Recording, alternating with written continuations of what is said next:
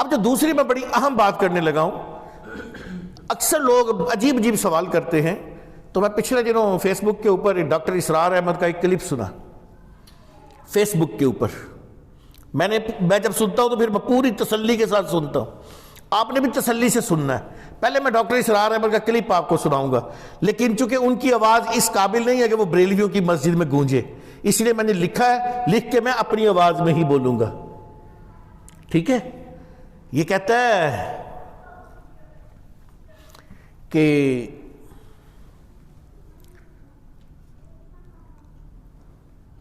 ضیاء الحق کا دور تھا، اس کے سامنے ایک مولوی بیٹھا ہوا تھا۔ شروع کہاں سے ہوئی بات وہ بھی آپ کو بتا دوں۔ اس مولوی نے سوال کیا کہ جناب یہ کیمرے سے تصویر اتارنا حلال ہے کہ حرام ہے؟ کیمرے سے تصویر اتارنا حلال ہے کہ حرام ہے؟ تو اس نے کہا کہ جی میں اس کا جواب تفصیل سے دوں گا، ذرا غور سے سنیے گا۔ ضیاء الحق کے دور میں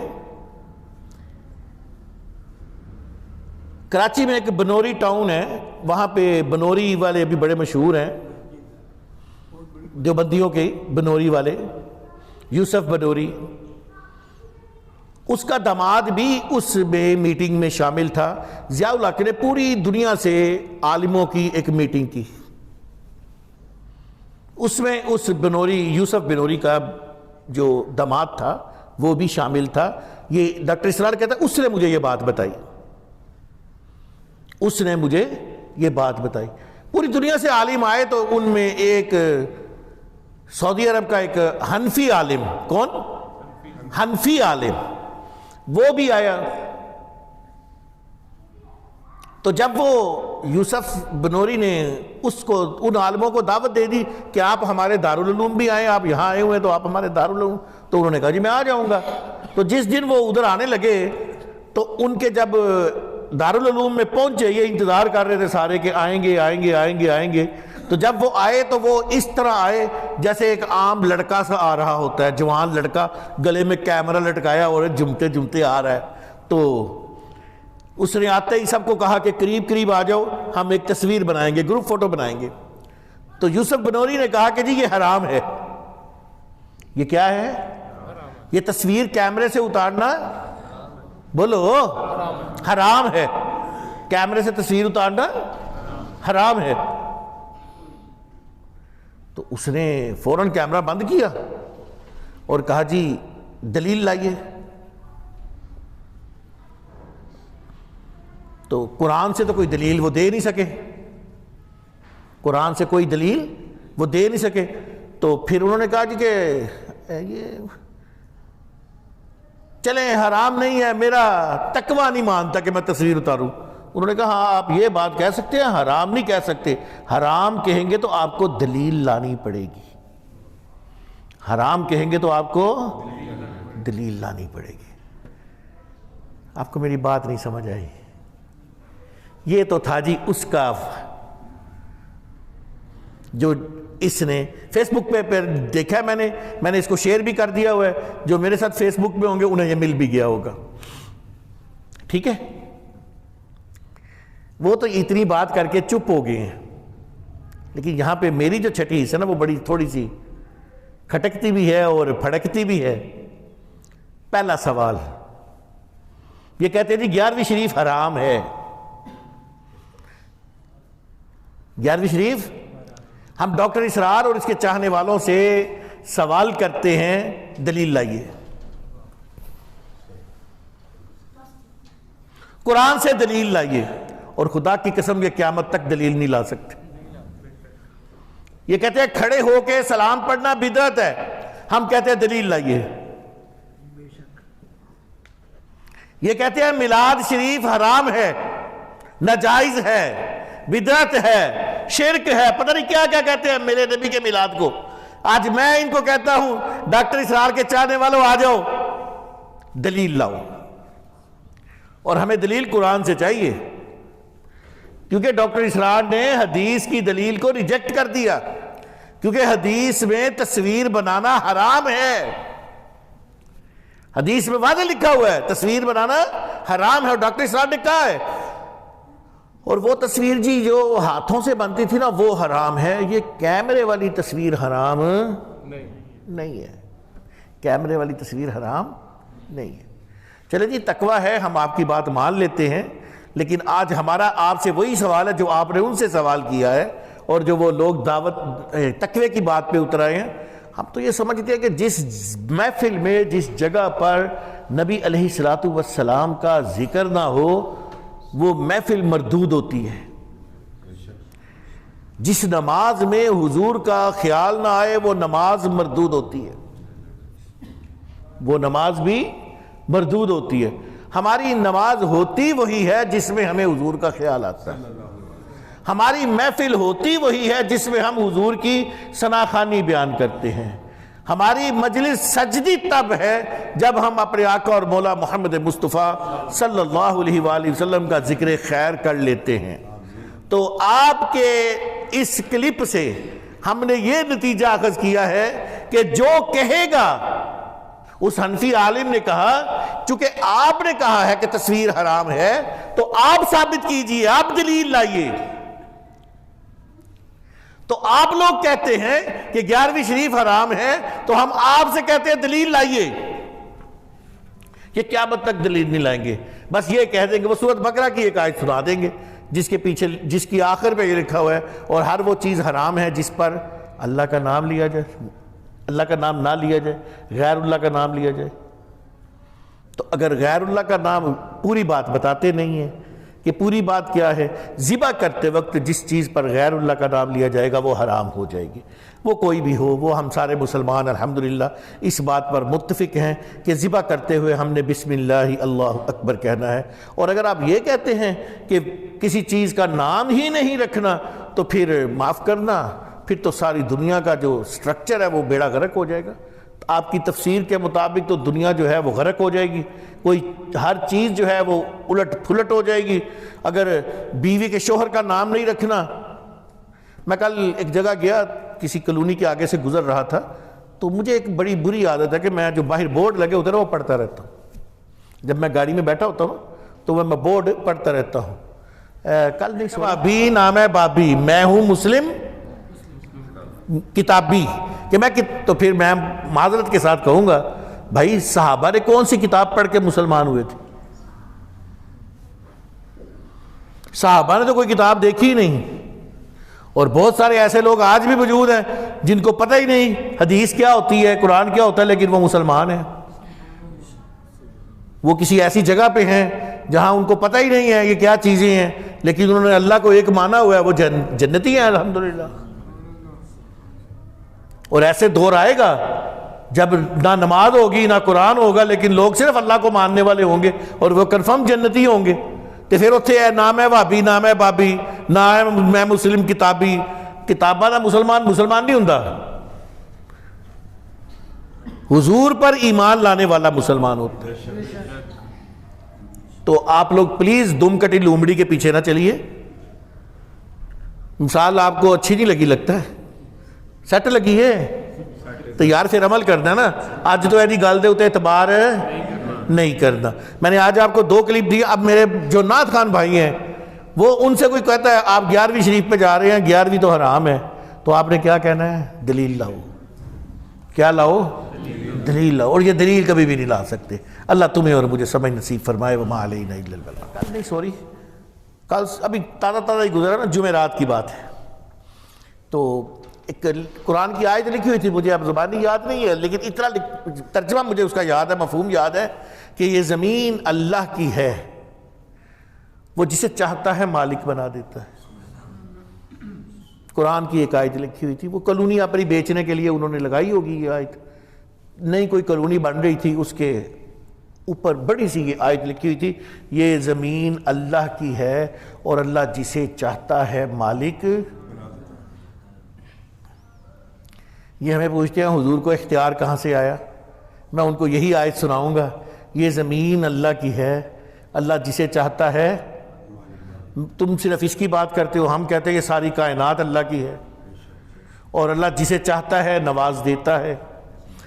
تو جب اللہ ایک میرے جیسے نکمے جاہل کو ماڈل ٹاؤن کے اہم علاقے میں 8 مرلے کا مالک بنا سکتا ہے، تو اپنے محبوب کو دونوں جہانوں کا مالک نہیں بنا سکتا؟ بولو. جب ہم یہ کہتے ہیں کہ اللہ یہ کام کر سکتا ہے، جب ہم یہ کہتے ہیں کہ اللہ یہ کام کر سکتا ہے، تو یہ تو ہمارا ایمان ہے، اللہ تو ہر کام کر سکتا ہے. تو پھر اللہ جو چاہے، جس کو چاہے، جب چاہے نواز سکتا ہے. تو بھائی ہمارا تو پورا پورا اللہ پہ بھروسہ ہے. اللہ چاہے جس کو چاہے نواز سکتا ہے، اور جس سے پیار ہی اتنا کرتا ہو کہ اذان میں بھی نام اپنے ساتھ رکھا، نماز میں بھی نام اپنے ساتھ رکھا. نماز مکمل ہی نہیں ہوتی حضور پہ حضور کا ذکر نہ کیا جائے تو. بھئی درود پاک حضور کا ذکر ہے، اللہ کا ذکر تو نہیں ہے. کس کا ذکر ہے؟ مجھے تو ترجمہ، میں تو جاہل بندہ ہوں بھئی. ان پڑھے لکھے لوگوں سے پوچھ لیجئے نا کہ درود پاک کس کا ذکر ہے. تو اس کا مطلب یہ ہوا کہ نماز بھی مکمل نہیں ہوتی اگر حضور کا ذکر نہ ہو. عبادت مکمل نہیں ہوتی اگر حضور کا ذکر نہ ہو. سیدنا عمر فاروق فرماتے ہیں وہ دعا آسمان کے اندر معلق رہ جاتی ہے جس دعا سے پہلے اور بعد میں درود پاک نہ پڑھا جائے. ابن ماجہ کی بڑی مشہور روایت ہے، بڑی مشہور روایت ہے. حضرت عثمان بن حنیف اس کے راوی ہے.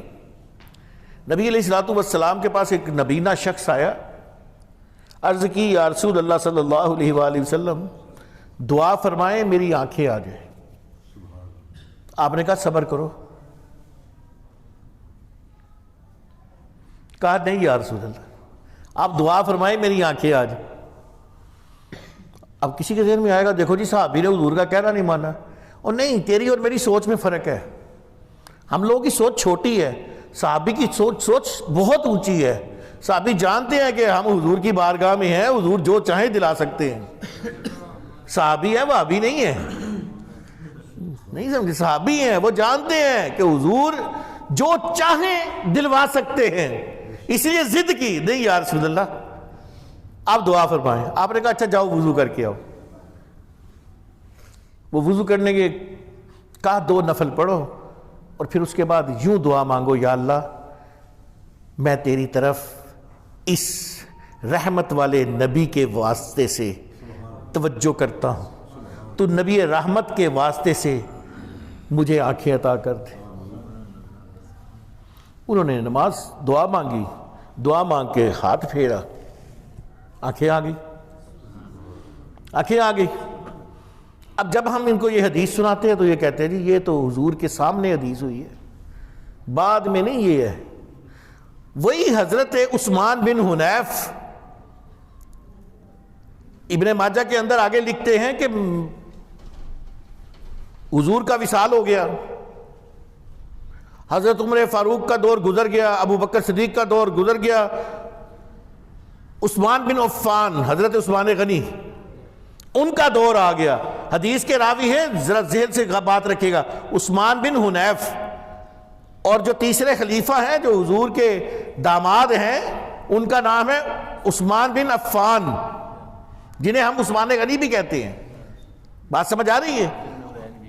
ہاں، ذو النورین بھی کہتے ہیں. عجیب بیوقوف لوگ ہیں. حضرت عثمان غنی کا لقب ہے ذو النورین. کیا؟ 2 نوروں والا. بھلا کیوں؟ 2 بیٹیاں یکے بعد دیگرے آپ کے نکاح میں آئیں. ایک بیٹی فوت ہو گئی، وصال کر گئی، تو حضرت عثمان خوب روئے، خوب روئے. پوچھا عثمان کیوں روتے ہو؟ اللہ کا مال تھا، اللہ لے گیا. کہا نہیں یا رسول اللہ آپ سے رشتہ ختم ہو گیا. کیوں روتا ہوں؟ آپ سے رشتہ ختم ہو گیا. کہا دوسری بیٹی لے لو. دوسری بیٹی دے دی. جس کو حضور اپنی 2 بیٹیاں دیں وہ کوئی معمولی شخص ہوگا؟ ان کا لقب پڑ گیا ذو النورین، 2 نوروں والا. حضور کی بیٹیاں نور. تیری نسل پاک میں ہے بچہ بچہ نور کا، تو ہے آئین نور تیرا.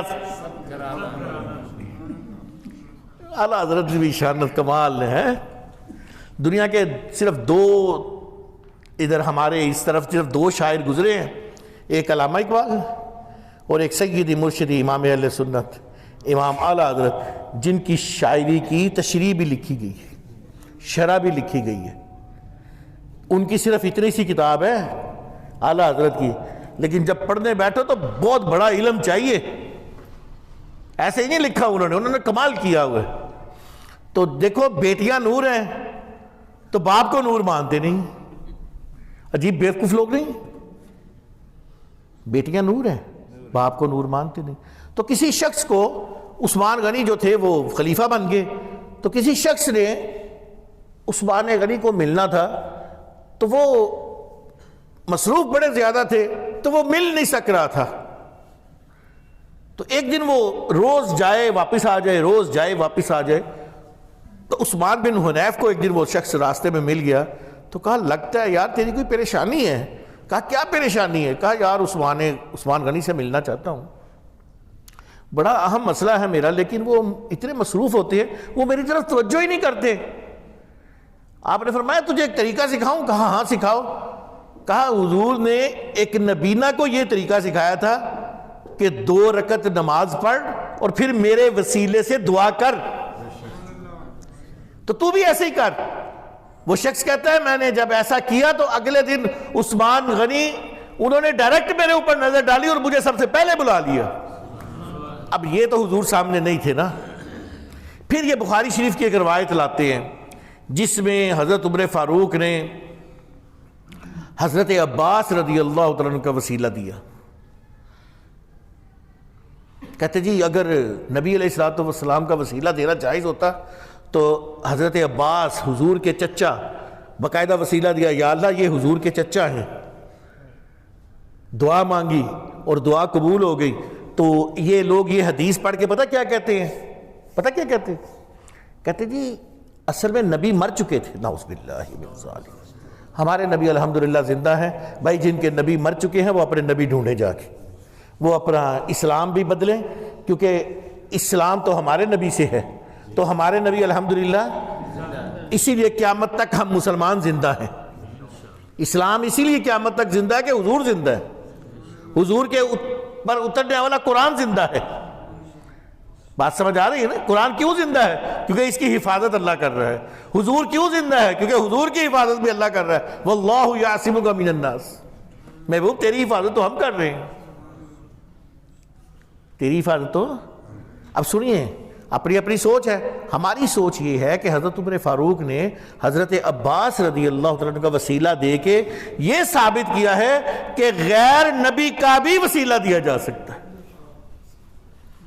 غیر نبی کا بھی۔ اب کوئی کہے گا جی غیر نبی کا وسیلہ نہیں ہوتا، تو میں اس کو ایسی ایسی حدیثیں لا کے دوں گا کہ پھر ان کے منہ بند ہو جائیں گے۔ چلو آپ تو غیر، حضرت عبداللہ حضرت عباس رضی اللہ تعالیٰ غیر نبی ہے، لیکن نبی کے کیا ہیں؟ چچا ہے۔ خانہ کعبہ کیا ہے؟ خانہ کعبہ کیا ہے؟ وہ ہے کیا؟ اینٹوں کا گھر، اینٹوں کا ایک خول کھڑا ہے، اللہ اس میں نہیں رہتا۔ یہ ایک جہت ہے کہ ہم نے اس طرف، اس ڈائریکشن پہ نماز پڑھنی ہے، یہ اللہ کا گھر ہے، لیکن اللہ یہاں نہیں رہتا۔ یہ نوری مسجد اللہ کا گھر ہے، لیکن اللہ یہاں رہتا ہے؟ اللہ تو ہماری شاہ رگ سے بھی قریب ہے، اللہ تو ہماری شاہ رگ سے بھی قریب ہے۔ تو یہ گھر معمولی سا چھوٹا سا گھر، پاکستان کے لحاظ سے یہ چھوٹا سا گھر، چھوٹا سا ہے نا۔ خانہ کعبہ نبی ہے کہ غیر نبی ہے؟ انسان ہے کہ غیر انسان ہے؟ بولو۔ خانہ کعبہ تمہاری شفاعت کرے گا۔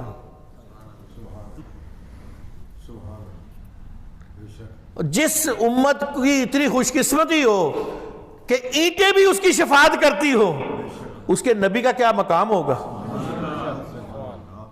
جس نبی کی امت، یہ مسجد نبی کی امت ہے، یہ کل قیامت والے دن اسی طرح اوپر اٹھا لی جائیں گی اور اپنے نمازیوں کی شفاعت کریں گی۔ اس نبی کا مقام کیا ہوگا؟ حجر اسود ایک پتھر، کوئی ثابت کرے کہ وہ پتھر نہیں ہے، ہم ڈنکے کی چوٹ پہ کہتے ہیں وہ پتھر ہے، اور حضور فرماتے ہیں یہ اپنے چومنے والوں کی شفاعت کرے گا۔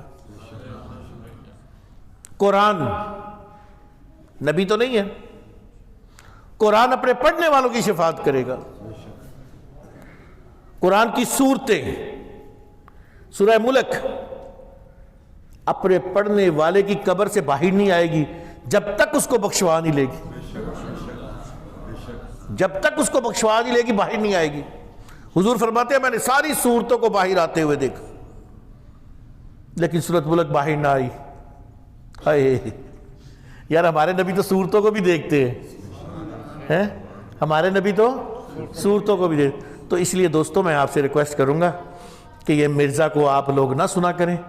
اگر علم ہے تو سنیں تاکہ اس کی باتوں کا آپ کے پاس توڑ موجود ہو، ورنہ یہ صرف اور صرف لوگوں کو بہکا رہا ہے. خود بہکا ہوا ہے. وہ شیطان خود بہکا تھا نا، تو اس نے کہا کہ بھئی میں آپ تے دوزخی جانا ہی جانا ہے، باقی سارے بھی لے کے جاواں گا. وہ لومڑی والا واقعہ تو آپ سب نے سنا ہوگا، کسی نے نہیں سنا تو آج سن لیں. وہ ایک لومڑی کہیں جا رہی تھی، شکاری نے شکار لگایا ہوا تھا، وہ اس کے اندر اس نے چھلانگ ماری تو بچ گئی، لیکن اس کی پونچھل اس کے اندر، دم اس کے اندر آگے کٹ گئی. شکنجا لگا ہوا تھا نا، تو دم کٹ گئی. اب اس کی دم نہیں تھی بیچاری کی، اور لومڑی دم کے بغیر بڑی بری لگتی تھی. یہ گدھا ہو گیا، گھوڑا ہو گیا، بھینس ہو گئی، گائے ہو، جتنی بھی جانوروں کی دم ہے، وہ دم سے کیا کام لیتے ہیں؟ جہاں بیٹھنا ہو وہاں کی پہلے صفائی کرتے ہیں. پھر ان کے اوپر کوئی مچھر مکھی بیٹھ جائے تو جیسے ہم اپنے ہاتھ سے اڑا لیتے ہیں، وہ اپنی دم سے اڑاتے ہیں. تو دم بڑی کام کی چیز ہے. اب چونکہ اس کی دم کٹ گئی، وہ بڑی پریشان ہوئی. اس نے ساری لومڑیوں کو اکٹھا کر لیا، کہا دیکھو سہیلیو، میں 3 دن تمہارے سامنے نہیں آئی، میں نے اپنی دم کٹوا لی، اب میں بڑی خوش ہوں. یہ دم مجھے بہت تنگ کرتی تھی، بہت زیادہ تنگ کرتی تھی. ایسے ہی خام خواہ پیچھے اتنی لمبی، کبھی مٹی لگ جاتی تھی، کبھی کچھ ہو جاتا تھا، کبھی ایسے ہو جاتا. اس نے دم کی خوب برائیاں بیان کی، خوب برائیاں بیان کی. تو تم سب بھی اپنی دمیں کٹوا دو. یہ مرزا وہ چیز ہے، یہ وہ لومڑی ہے جس کی دم کٹ گئی ہے. یہ خود تو مرے گا، ساتھ دوسروں کو بھی مارے گا. یہ خود تو مرے گا، ساتھ دوسروں کو بھی لے ڈوبے گا. ساری لومڑیوں نے تہیا کر لیا، چلو بھئی اپنیاں پونچھلا کٹوان چلیے. ایک بوڑھی لومڑی سن رہی تھی، جب جانے لگی تو اس نے روکا. اس نے کہا بچوں بات سنو، ادھر آؤ. جی اماں جی. کس کے پیچھے لگ کے تم کٹوانے لگی ہو؟ تمہارے جسم پہ مکھی بیٹھے گی، کیسے اڑاؤ گی؟ تم نے گندی جگہ کو صاف کرنا ہوگا، کیسے کرو گی؟ پھر اس نے دم کے بے شمار فضائل نوٹ کروائے تو لومڑیاں جو تھی واپس آ گئی. تم شکر ادا کیا کرو، تمہارے پاس اللہ تعالیٰ نے تمہیں اللہ کے ولیوں والی جماعت میں بھیجا ہے کہ تمہارے پاس ایسے اللہ والے موجود ہیں جو تمہاری وقتاً بوقتاً تمہاری تصریح کرتے رہتے ہیں، تمہیں سمجھاتے رہتے ہیں، تمہیں بچاتے رہتے ہیں. ورنہ یہ مرزا خود تو ہے ہی بہکا ہوا، میں جہنمی نہیں کہوں گا، وہ اللہ اور اللہ کا رسول جانے.